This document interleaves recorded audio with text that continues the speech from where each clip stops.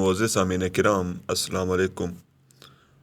آج ہم منٹو کی افسانہ نگاری کے مختلف موضوعات کا جائزہ لیں گے۔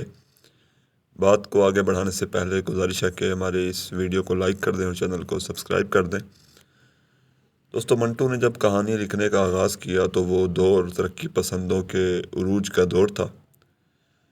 کارل مارکس کے نظریات کی وجہ سے انسان اور اس کے مسائل کو موضوع بنانا اس وقت کا عام رواج تھا۔ چنانچہ منٹو نے بھی تماشا، انقلاب پسند، خونی تھوک، شغل، نعرہ اور نیا قانون جیسے افسانے لکھے۔ تماشا افسانے میں امرتسر میں زخمی ہونے والے نوجوان کی کہانی ہے۔ اس کے علاوہ 1919 میں مارشل لاء، جلیاں والا باغ کا واقعہ اور جنرل ڈائر کے وحشیانہ مظالم کی منظر کشی کی گئی ہے۔ اسی طرح دیوانہ شاعر افسانے میں جلیاں والا باغ کے خونی واقعات کی عکاسی کی گئی ہے، اور منٹو یہاں ہمیں ایک باغی اور انقلاب کے داعی کے روپ میں نظر آتے ہیں۔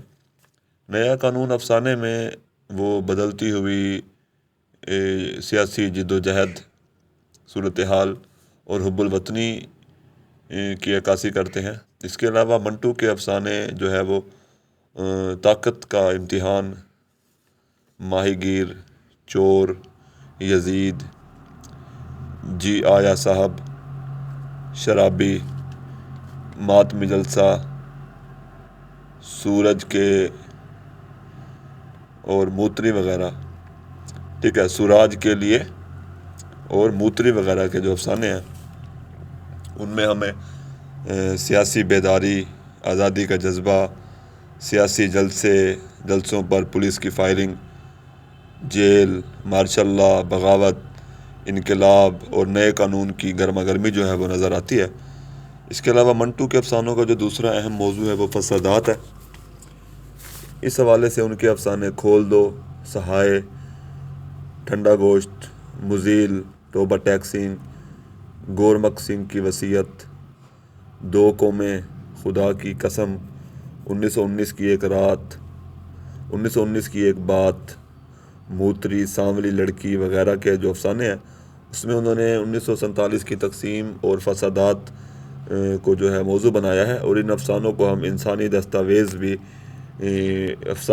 فسادات کے حوالے سے انسانی دستاویز بھی کہہ سکتے ہیں۔ منٹو کے ہاں جو تیسرا نہایت ہی مقبول موضوع ہے وہ ہے طوائف۔ وہ طوائف کی زندگی کے مختلف پہلوؤں کو ہمدردی سے پیش کرتے ہیں۔ ان کے ہاں طوائف محبت، خلوص، خدمت، ممتا اور گھریلو پن کے احساس سے لبریز ایک عورت کا نام ہے۔ طوائف سے لطف اندوز ہونا منٹو کو پسند نہیں ہے، بلکہ وہ اس کے درد اور کرب کو اجاگر کرتا ہے۔ منٹو کا چوتھا جو پسندیدہ موضوع ہے وہ جنس ہے۔ جنسی رومان، طوائف، جنسی بھوک، طوائف میں چھپی عورت جیسے موضوعات کو انہوں نے موضوع بنایا ہے۔ انہوں نے جنس کو موضوع بناتے ہوئے عورت کی زندگی کے ہر پہلو کو پیش کیا ہے۔ جنس کے موضوع پر ان کے لازوال افسانوں میں ٹھنڈا گوشت، دھواں، بلاؤز، شوشو، پھاہا اور کتاب کا خلاصہ، اللہ دتا، رفیق غزنوی،